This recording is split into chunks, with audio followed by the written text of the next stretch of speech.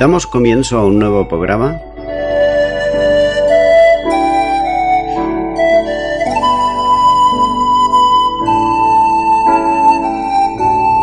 Servidores de Dios. Quien te habla es Manuel Cornejo.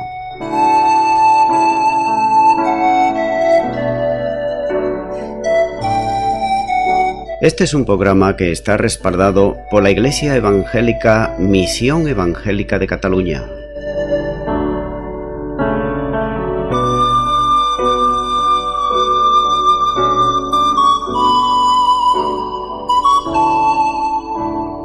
Estamos situados en la ciudad de Sabadell, en la avenida Matadepera número 239.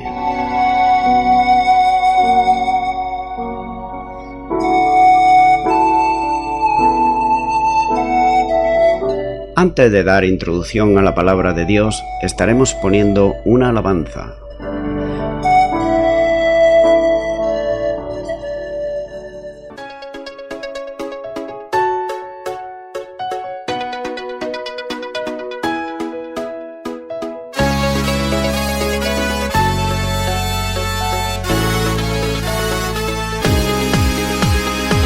Alcemos nuestras manos hoy en alabanzas al Señor, con regocijo cantadle, porque Él es nuestro Salvador. Su vida dio en una cruz, nuestros pecados Él borró, y por su gracia somos hoy hijos de aquel que lo mandó.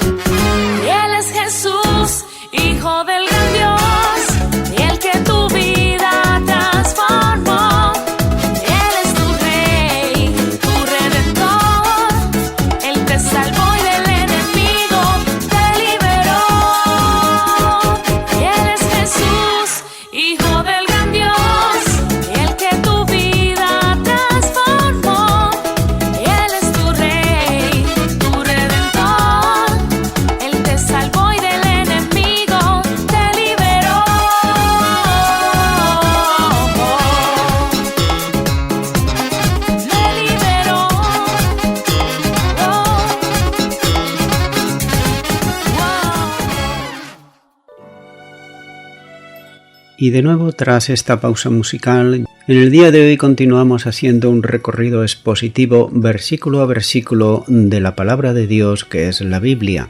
En esta ocasión estaré compartiendo en Gálatas capítulo 6 y versículo 1, donde dice la palabra de Dios: Hermanos, si alguno fuere sorprendido en alguna falta, vosotros que sois espirituales, restaurarle con espíritu de mansedumbre, considerándote a ti mismo, no sea que tú también seas tentado. Hallamos en este versículo 1 la verdadera espiritualidad. Cuando dice sorprendido en alguna falta, sin duda alguna se está refiriendo a un cristiano o una cristiana que haya sido descubierto en algún pecado, producto de su vieja naturaleza pecaminosa. Entonces, el apóstol Pablo exhorta a que no se tome la actitud de jueces ni tampoco de críticos de los hermanos y hermanas que han caído en pecados. Pero también debe entenderse que no se debe de tomar parte siendo juez o siendo crítico. No quiere decir esto que se pase por alto el pecado ni mucho menos, o las faltas graves, es decir, que se mire para otro lado. No está diciendo absolutamente nada de esto, sino que lo que los cristianos están llamados a hacer es a actuar como hermanos verdaderos en Cristo Jesús y como soldados solidarios, que cuando hay un compañero de milicias que está herido, pues no lo vamos a dejar herido y dejarlo allí en el campo de batalla. Eso sería algo terrible, sino que hemos de correr a ayudarle y a sacarlo del lugar de peligro para sanar sus heridas y restaurarle con todo el amor del Señor. Como acabo de decir, esto nunca debe de interpretarse, y lo repito otra vez para que quede bien claro, como tolerar ni consentir el pecado dentro de la Iglesia, sino como el amor que debe de reflejarse hacia los que caen en las tentaciones, pues en más de un momento todos, absolutamente todos, hemos caído y cometido errores aún después de ser convertidos, o no. De manera que los hermanos deben de estar para exhortar. Exhortar significa ponerse al lado del hermano, de la hermana, y ayudarle y enseñarle la manera de cómo salir en la situación en la cual está, o si necesita ayuda, poderle ayudar. En resumidas palabras, en poder restaurar con amor a ese soldado que ha caído, y no para terminar de hundirlo y destruirle en el momento de la debilidad, sino todo lo contrario. Cuando es débil es cuando precisamente debemos de estar más a su lado, ya que la misma palabra nos enseña que aquello que se siembra es lo que vamos a cosechar, y también a nosotros nos puede ocurrir como al hermano o a la hermana que ha caído. Así que el que crea que está fuerte, mire que no caiga, dice también el apóstol. Por tanto, si un cristiano o una cristiana tiene actitud de juez, no está permitiendo que el amor de Cristo Jesús gobierne su vida. Y cuando este cristiano o esta cristiana llega a cometer algún error o algún pecado, recibirá el mismo trato que dio a los demás hermanos. Como lo dice Mateo 7:2, porque con el juicio con que juzgáis seréis juzgados, y con la medida con que medís os será medida. También Santiago 2:13 dice: porque juicio sin misericordia se hará con aquel que no hiciere misericordia, y la misericordia triunfa sobre el juicio. Por tanto, restaurar al cristiano o a la cristiana que ha caído en algún pecado es una cualidad del creyente espiritual. Esto debe de hacerse con espíritu siempre de mansedumbre, siendo un fruto del Espíritu Santo y por lo tanto una característica que debe de acompañar a todo cristiano y toda cristiana que verdaderamente es espiritual. Continúo ahora con Gálatas capítulo 6, pero ya el versículo 2, donde nos dice: sobrellevad los unos las cargas de los otros y cumplir así la ley de Cristo. Hallamos en este versículo 2 la ayuda mutua. A la restauración del caído sigue el mandato sobre la ayuda mutua. El verbo que presenta aquí es imperativo. y establece un mandato que se extiende a lo largo de todo el tiempo, es decir, en cada momento. Hemos de sobrellevar las cargas lo uno de los otros. De manera que cuando se desobedece un mandato, la persona que así lo haga tendrá que sufrir sus consecuencias, ya que no se trata de mirar a otro lado cuando el hermano o la hermana en Cristo Jesús tiene una necesidad, ya que cada vida tiene también sus cargas, tiene también sus conflictos. Aunque sea un creyente muy espiritual, ese paso compartido se hace llevadero, mientras que resulta agobiante y muy pesado si se hace en soledad. Por tanto, queda demostrado bíblicamente que Dios no quiere que nos encerremos en nosotros mismos, ya que todos formamos parte del cuerpo de Cristo que es la Iglesia. Tampoco Dios desea que nos convirtamos en ermitaños, aislándonos del resto de la Iglesia, ya que cada hermano y cada hermana es miembro, como he dicho, del cuerpo de Cristo y piedra en el edificio. Está puesto para que, con la gracia divina y el poder del Espíritu Santo, coloque su hombro bajo la carga del hermano y comparta con él, haciéndola más llevadera, ayudándole a soportar las dificultades, trabajos y problemas personales. Todos sabemos que en los trabajos muchas veces las personas no podemos hacer las cosas por sí mismos. Necesitamos ayuda. Sin duda alguna podemos decir, bueno, pero lo puedo hacer solo. Sí, pero no es igual. No va a salir exactamente igual. Si tenemos a lo mejor un fallo, nadie nos va a decir nada porque estamos solos. Pero si tenemos a alguien a nuestro lado que nos está ayudando, no solamente nos va a ayudar a coger la carga y a trabajar, sino también a corregir quizás aquello que estamos haciendo mal. Por otro lado, hay que tener en cuenta que muchas veces se considera esto de llevar las cargas y de estar sobre los hermanos como una obligación moral solamente del pastor en la iglesia. Pero por extensión esta labor, que sin duda es también pastoral, alcanza a todo hermano y toda hermana del cuerpo de Cristo Jesús, es decir, a todos los miembros, que no debemos de dejar que sea solamente el pastor el que se encargue de ello, sino que cuando veamos un hermano o una hermana que está necesitado, debemos de acudir rápidamente en su ayuda. Por un lado, están los que voluntariamente se apartan, es decir, no quieren saber nada. Pero por el otro lado están los que están dentro del cuerpo, pero ignoran al necesitado, es decir, al hermano o la hermana. Como he dicho anteriormente, siempre están aquellos que parecen ermitaños, que solamente saludan como compromiso y no sabes quizá ni dónde viven, siquiera porque vienen a la iglesia y vienen de paso. Y también están aquellos que están, como he dicho, dentro del cuerpo de Cristo, pero, como se suele decir, miran para otro lado cuando hay una necesidad. Por tanto, no debemos ni aún siquiera pedirle permiso al pastor ni a nadie cuando estamos viendo a un hermano o una hermana que está necesitado, sea la necesidad que sea. Debemos de socorrerle en todo momento y ayudarle. ¿Qué pasaría si nos doliera, por ejemplo, un pie y parte del cuerpo lo ignorara? Es incomprensible, ¿verdad? Pues así también de incomprensible o más todavía es cuando alguien en el cuerpo de Cristo mira para otro lado.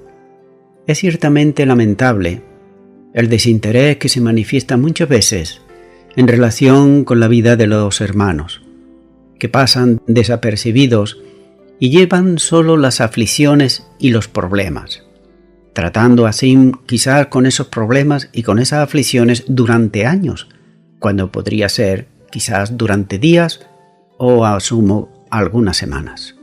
Como mínimo, si no es posible, la compañía personal podemos llevar sus cargas sobre nuestros hombros delante del trono de la gracia.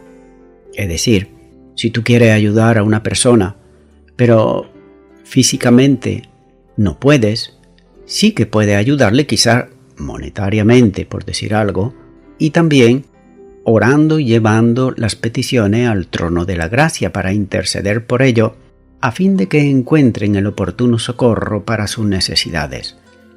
Esto comprende también la atención a sus cargas, de sostenimiento cotidiano, cuando no pueden alcanzarlos por sí mismos. Es decir, que a lo mejor una persona tiene una necesidad de comida y a nosotros nos sobra la comida.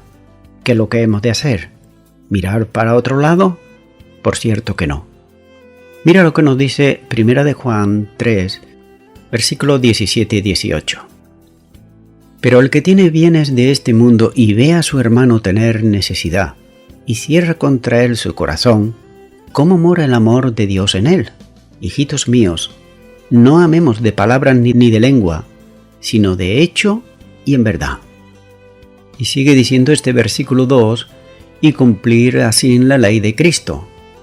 La ley de Cristo no es otra que el cumplimiento de la deuda de amor que cada uno tiene con su hermano.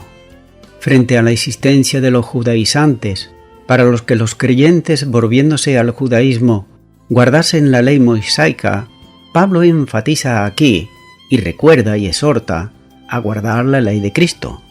Esta ley es la expresión natural de la ética que Jesús enseñó a los suyos, a sus discípulos.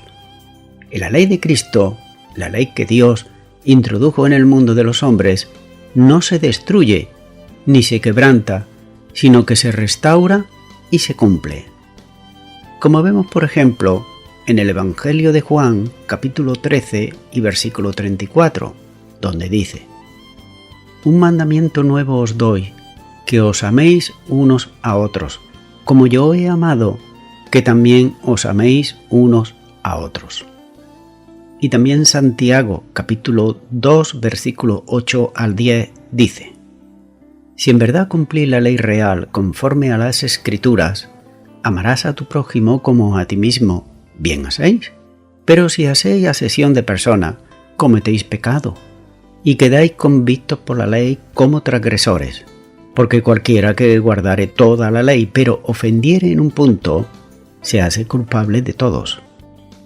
Esto también quiere decir la palabra de Dios, que quizá estamos muy dispuestos a ayudar a aquellas personas que nos caen bien, pero no son simplemente las que nos caen bien, sino absolutamente todas, aunque no nos caigan tan bien, que le hemos de ayudar cuando tienen esa necesidad.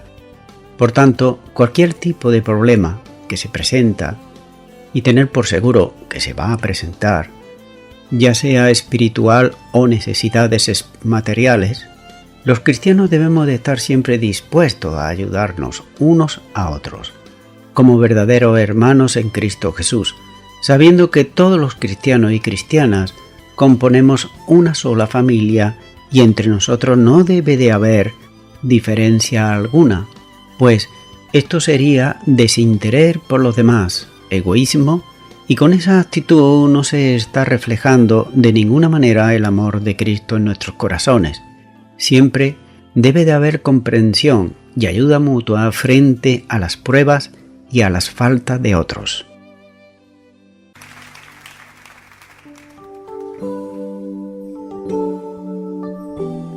¿Cuántos quieren adorar al Señor? Aleluya.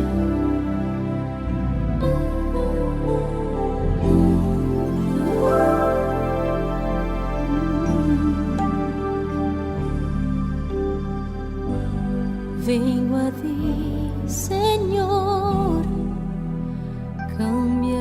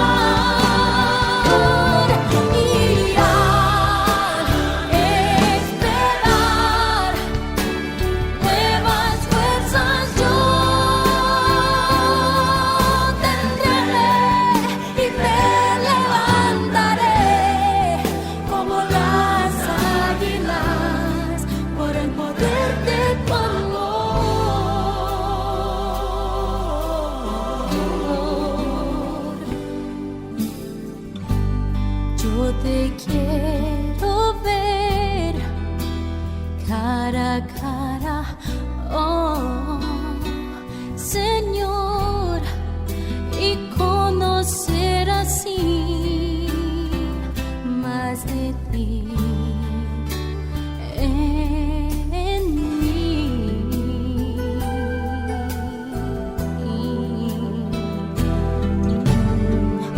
Prepárame, Señor, para hacer tu voluntad,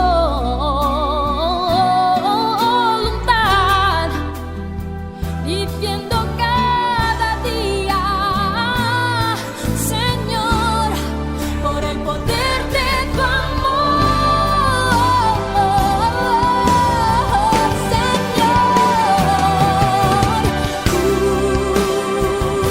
Cúbreme con tu amor, rodéame, oh Señor, tómame, cerca quiero estar, yo cerca quiero estar, oh Señor, mirar, esperar, nuevas fuerzas yo tendré y me levantaré como las águilas por el poder de tu amor. Cúbreme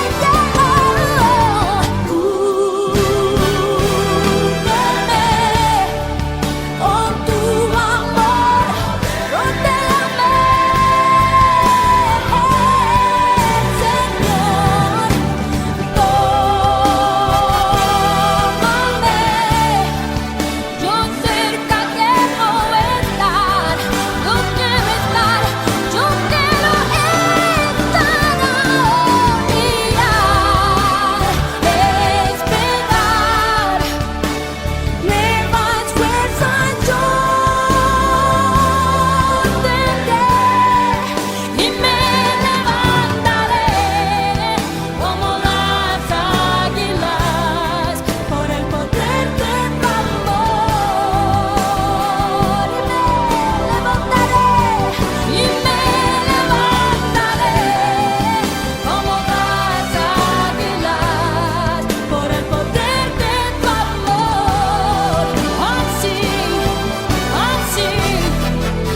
y me levantaré como las águilas por el poder de tu amor, por el poder de tu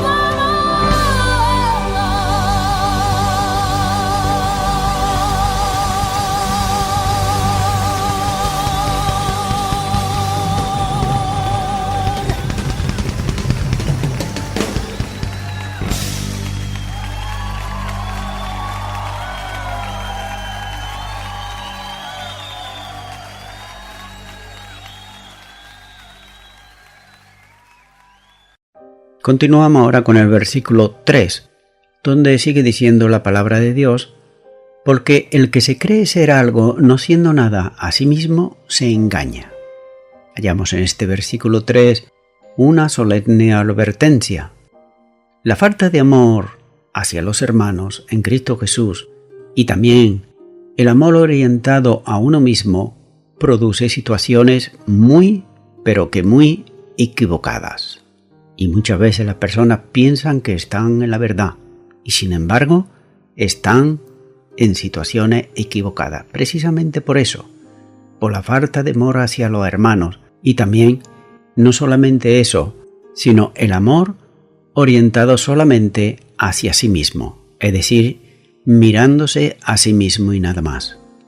Pablo hace una amonestación y a su vez una advertencia sobre aquellos y aquellas que algunos en la iglesia de Galacia no estaban dispuestos a restaurar al que había caído en una falta, porque se consideraban superiores a él espiritualmente. Por tanto, lo dejaban ahí herido sin tenerle en cuenta. Ese fue precisamente el espíritu que llevó a Pedro a negar al Señor, como nos muestra Mateo 26:33 y al 35, y también Marcos 14, 29, Lucas 22, 33 y Juan 13, 37. El sentido de la superioridad, arrogante y altiva, es la razón por la que el fariseo no pudo ser bendecido por Dios, en la parábola del fariseo y el publicano que nos muestra en Lucas 18, versículos 9 al 14. Fue también la causa de fracaso también de Sansón. Ese espíritu altivo es el que arruina muchas veces a la iglesia. Como dice en Apocalipsis 3:17, y recordamos aquí que es el mismo Señor Jesús que está hablando a la iglesia, y le dice: porque tú dices, yo soy rico y me he enriquecido, y de ninguna cosa tengo necesidad, y no sabes que tú eres un desventurado, miserable, pobre, ciego y desnudo. Nótese lo que se creía que era la iglesia en aquel tiempo y lo que era en realidad. Y eso puede ocurrir cuando hay falta de amor hacia los hermanos en Cristo Jesús y el amor está orientado solamente a nosotros mismos. Sin duda existe también el orgullo malsano, consistente en despreciarse a uno mismo delante de otros. ¿Pero para qué se hace esto?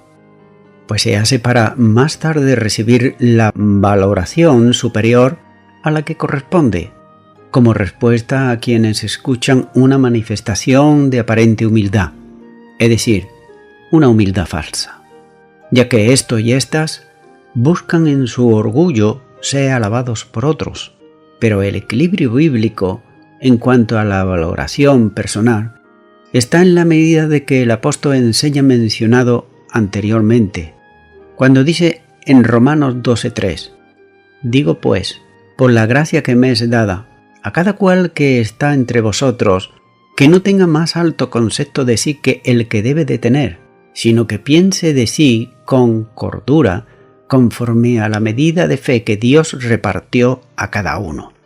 Hallamos aquí, como estamos diciendo, que muchos piensan ser algo, pero como está diciendo aquí el apóstol Pablo, dice que cada cual que está entre vosotros que no tenga más alto concepto de sí que el que debe de tener. El apóstol no está diciendo que si alguno se cree que es algo, se engaña a sí mismo. No está diciendo esto, sino que si alguno se cree algo, se engaña a sí mismo.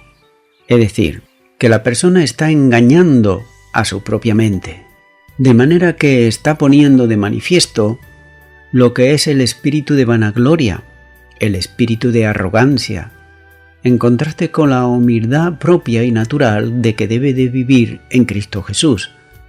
Por ejemplo, cualquier empresario sabe muy bien, por la experiencia, que cuando alguien le viene a pedir trabajo, le dice lo que es o lo que sabe hacer, los años de experiencia que tenga y hasta le presenta el llamado currículum.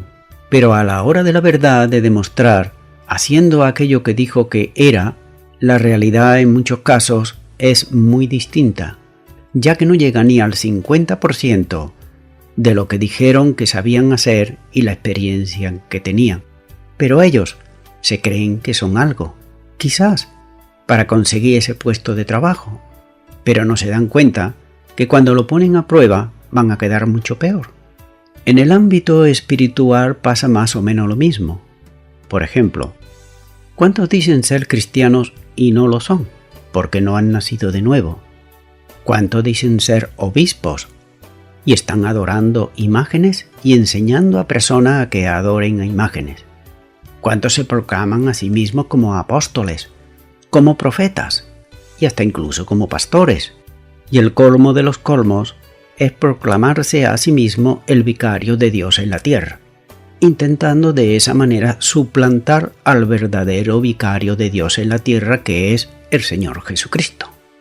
Por tanto, vemos que se pueden creer que son algo, pero en realidad delante del Señor es lo que nos cuenta a nosotros lo que realmente somos. Eso es lo que hemos de averiguar y por ahí es por donde debemos de andar. Continúo ahora con Gálatas capítulo 6 versículo 4, donde sigue diciendo: así que, cada uno someta a prueba su propia obra, y entonces tendrá motivos de gloriarse solo respecto de sí mismo y no de otro. Hallamos en este versículo 4 el resumen de la advertencia del apóstol Pablo, ya que, después de denunciar en el versículo anterior el espíritu de orgullo, ahora hace un llamamiento a la realidad íntima del creyente. El cristiano debe valorarse y debe de examinarse a sí mismo, pero no por sus méritos propios ni por su propio parecer, sino por la misma palabra de Dios, como nos muestra por ejemplo en Efesios 2:10, donde dice: porque somos hechura suya, creados en Cristo Jesús para buenas obras, las cuales Dios preparó de antemano para que anduviésemos en ellas. Cada cristiano y cada cristiana ha de examinarse personalmente y ha de hacerlo con una actitud de humildad, no según a él le parezca, sino a la luz de la palabra y con el ejemplo siempre de Cristo Jesús. No es compararse con lo que otros hacen, sino con lo que uno hace a la luz de las escrituras que ellas mismas demandan. De manera que, con esto, el engaño propio del orgullo personal desaparece, ya que la palabra saca a la luz lo que realmente somos y hacemos. Es interesante apreciar que examinar la conciencia personal es un mandamiento del apóstol, es decir, para hacer un autoexamen crítico de la actuación personal. Y sigue diciendo este versículo 4, y entonces tendrá motivo de gloriarse solo respecto de sí mismo y no de otro. La auténtica medida de la vida cristiana resulta de compararla con el Señor y no con los hermanos. Muchas veces, cuando a una persona se le presenta el Evangelio, suele poner como medio de justificación que hay otras personas muchas peores que él. Por ejemplo, hay muchos que roban, hay muchos que matan, hay muchos que mienten, hay muchos que adulteran, y él pues no lo hace y piensa que ya es bueno. Se están comparando con personas que son pecadoras igual que él. Así que nosotros no hemos de compararnos con otro hermano, sino con nuestro hermano mayor, que es el Señor Jesús. Por tanto, vemos que esa excusa de compararse con los demás, esto ocurrió siempre en la historia del pueblo de Dios. Un ejemplo interesante de la denuncia que hace el profeta Isaías, lanzando lamentos sobre ellos, dice, por ejemplo, Isaías 5:8, dice: «Ay de los que juntan casa a casa y añaden heredad a heredad, hasta ocuparlo todo. ¿Habitaréis vosotros solo en medio de la tierra?». Aquí hallamos a aquellos que no se examinaban a sí mismos, que se pensaban que eran buenos, porque quizá estos no mataban, pero sin embargo eran unos ávaros tremendos, porque lo querían todo para ellos. Y también vemos en Isaías 5, y ahora el versículo 11 dice: «Ay de los que se levantan de mañana para seguir la embriaguez, que se están hasta la noche, hasta que el vino los enciende». Aquí estamos viendo de aquellos que se embriagan, es decir, de los borrachos. Quizá estas personas no robaban, pero eran unas personas que tenían el vicio del alcohol, y quizá ellos se consideraban mejores que otros. También el versículo 18 de Isaías 5 dice: «Ay de los que traen la iniquidad con cuerdas de vanidad, y el pecado como con yundas de carreta». Aquí hallamos a aquellos que eran inicuos y también eran vanagloriosos. Claro, a estos podrían decir: yo no soy borracho, yo no tengo vicio, pero sin embargo era vanaglorioso e inicuo.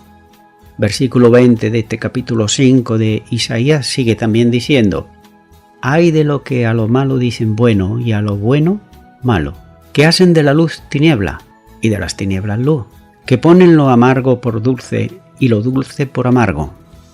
Esto está de plena actualidad. Cuantísimas personas vemos, ya no solamente en el mundo, personas que no tienen temor de Dios. Bueno, estos están en tinieblas y es hasta ciertamente normal que a lo bueno le llamen malo y a lo malo le llamen bueno. Pero aquellos que son creyentes, que son pueblo de Dios, dice que son pueblo de Dios, y le están llamando a lo malo bueno, y lo están acogiendo, y a lo bueno le están dejando a un lado y despreciando, Isaías dice ay, el ay. Así que todas estas ayes son imperfectos. El ay perfecto es el que expresa sobre sí mismo delante del Señor. Por tanto, alude a la conducta de quien piensa mal de otros, para alabarse a sí mismo. Es decir, está señalando a uno o a otro, y él a sí mismo se cree que es bueno. Cuando un creyente se compara continuamente con otro creyente, está en una trágica situación de vanidad. Cuando un creyente se examina honestamente delante del Señor, es un ejercicio de autoexamen y que traerá como resultado la gloria del Señor y no la suya personal. Como nos dice 2 Corintios capítulo 10 y versículo 17. Mas el que se gloría, gloríese en el Señor. Voy concluyendo ya con esto. La acción salvítica produce un cambio tan profundo y tan radical en la persona que es salva, que solo es comparable con el nuevo nacimiento. La salvación es esencialmente liberación. El Evangelio son buenas noticias, y buenas noticias precisamente de salvación y liberación.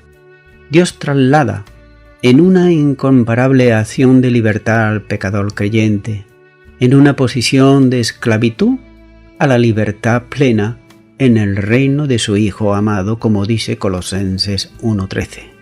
Es decir, que el Señor mismo nos saca de las tinieblas y nos lleva a su luz admirable. La libertad permite una vida renovada en una dimensión de entrega en favor del prójimo que cumple todas las demandas de la ley. Amigo y amiga oyente, sin embargo, la vieja naturaleza sabemos que produce problemas espirituales que conducen a caídas y también a secuelas, a heridas y a cicatrices que quedan marcadas en toda una vida. Y esas caídas son consecuencia muchas veces de no tener la auténtica libertad ni el auténtico conocimiento que ofrece el Evangelio a toda persona que desea dejar de ser esclavo, de ser esclava de sus propios deseos y de sus propias pasiones. Por eso, si tú aún no has recibido nunca a Jesucristo como tu Señor, como tu Salvador, ahora puedes hacerlo. Por ello, yo te animo que en este momento tú ores conmigo y repitas esta oración. Ahí a donde estás, ora conmigo y di: Señor Jesús, te pido perdón por todos mis pecados. Hasta ahora, yo me pensaba que era una persona buena, una persona honrada, honesta, pero a la luz de tu palabra, que es la que me examina, reconozco que soy un pecador y una pecadora. Te recibo en mi corazón como mi Señor y mi Salvador, y te doy gracias en tu nombre. Amén. Bien, amigo y amiga, si tú has hecho esta oración de todo tu corazón, para no volver a caer en lo mismo, necesitas la guía de la palabra de Dios, que ella te guíe. Léela, comienza por los Evangelios. También es bueno que ores a Dios en el nombre del Señor Jesucristo. Y también es bueno para que puedas crecer espiritualmente y no lo hagas por tu propia cuenta, que te congregue en una iglesia cristiano evangélica donde se predique y se enseñe la sana doctrina y la palabra de Dios. Recuerda, como he estado aquí compartiendo en este día, el Señor no nos manda a ser ermitaño, a vivir una vida de soledad, sino a formar parte de su cuerpo, que es la iglesia. Así que anímate, congrégate y con el tiempo podrás servir al Señor. Que Dios te bendiga. Y a la audiencia, nuevamente me estoy despidiendo de todos ustedes y será Dios mediante. Hasta el próximo programa. Que Dios os bendiga a todos.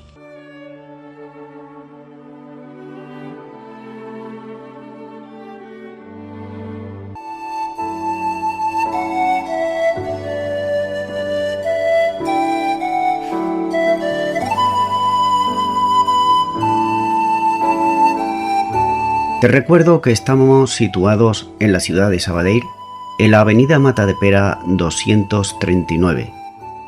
Los horarios de culto son los siguientes. El miércoles a las 7 de la tarde, culto de oración. El viernes a las 7 de la tarde, estudio bíblico. Y el domingo por la mañana, a las 11 de la mañana, alabanza, adoración y escuela dominical. Y por la tarde, a partir de las 6 de la tarde, predicación de la palabra de Dios.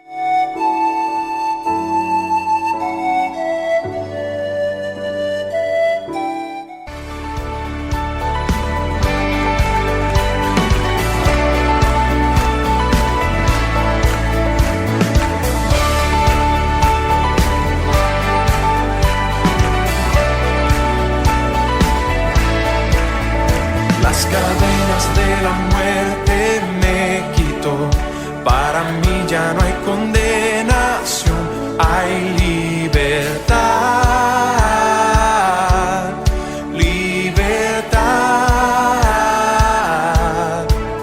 Siendo esclavo del pecado me libró, en la cruz compró mi redención y libertad.